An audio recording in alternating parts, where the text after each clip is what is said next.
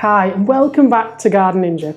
Now if you've got a triangular shaped garden, one that has pointed edges at different parts of the boundary, then you'll know all too well just how difficult it is to both design and plant so that it looks really immersive rather than really awkward.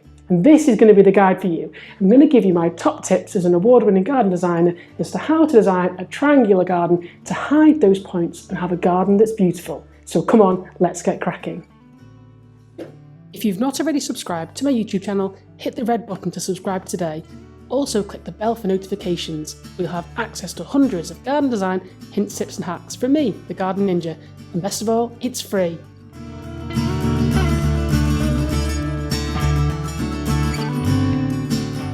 Now the first problem with triangular gardens is that at some point on the boundary you're going to have this really tight acute angle, and dependent on the size of the angle it could be very narrow, it could be quite broad, but what it tends to do is confuse people. What they do is they either stick a shed there or just plonk a tree, and it kind of draws your focus to the narrowest part of the garden.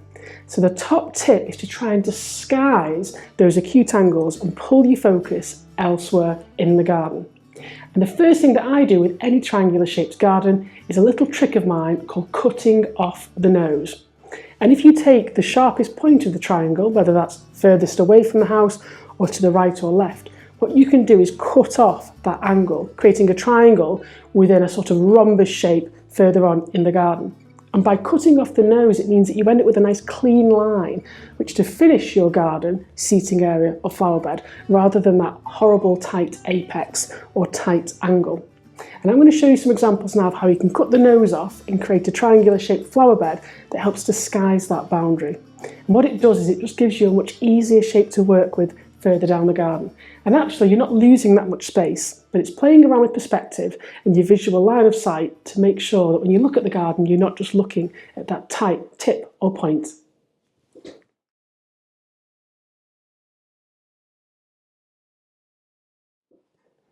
My second tip with any triangular shaped garden or awkward angles is to think about diverting your line of sight and travel through the garden at different angles. Don't just put a path from your house straight to that top angle or the angles at the side. What we want to do is to use things like the 45-degree angle path that will help move us away from that tight acute angle into the broadest or longest points of the garden. And what that does is it's a really clever trick to help guide you through the garden, and it makes it feel wider rather than less pointy. And the same goes for your flower beds. Rather than just running them down each side and making it feel like a corridor that sucks you down into this tunnel, by using a bigger flower bed on one side and maybe leaving it off the other and then switching sides further down, you can create this dynamic play with both the size and shape of the garden, meaning that it feels much wider and longer rather than narrow and pointy.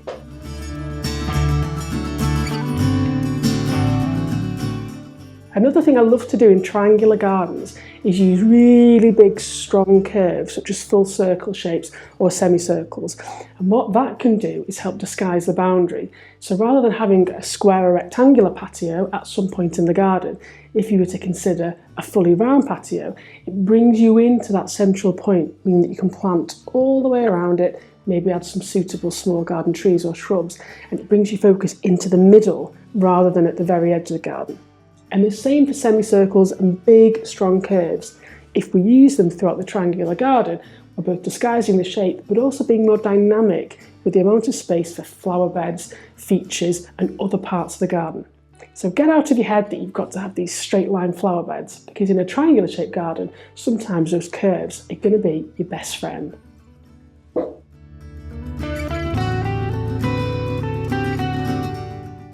Another tip is to consider moving the seating area away from the house. Now in some gardens the triangle might point up into a really acute end, but by moving the patio say into the centre or top third of the garden, what we can do is create bigger flower beds near the house to create the journey, and that will make the garden feel more immersive.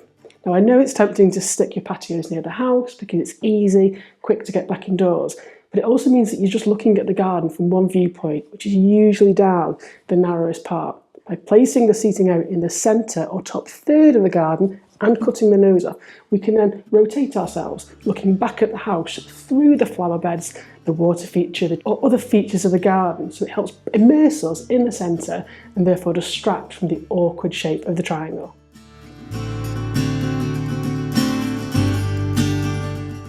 Another tip that I've used in triangular shaped gardens is to make that top section where I cut the nose off a really large raised bed, and then I plant things like a multi-stem tree or shrub or loads of herbaceous perennials, because what that can do is then elevate the planting. So when we're sat further down in the garden, or maybe near the house walking through the garden, that final nose bit of the garden, that raised bed, lifts things up, distracts away from the fence or wall lines, and suddenly makes the garden really dynamic because you've got different heights. Talking of being dynamic, make sure that you're going to plant things on repetition, repeating throughout the garden to bring cohesion.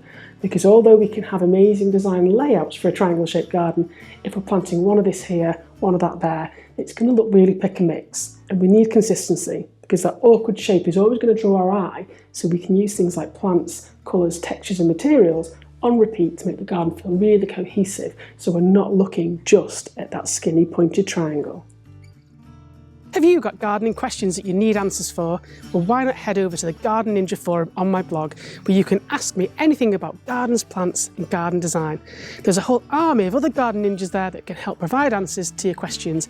It's a really great way to meet the other ninjas, so head over there now. So there we have it. There are my top tips for designing a triangular shaped garden. If you've liked this video, please make sure you subscribe to my YouTube channel, where there are hundreds of garden design hints, tips and hacks to help you make your gardens awesome. If you want to take your garden design skills further, why not check out the online courses on my site, where you can learn how to become a garden designer in your own time, taught by me, Lee Burkill, the Garden Ninja. Thanks for joining me today. Happy gardening.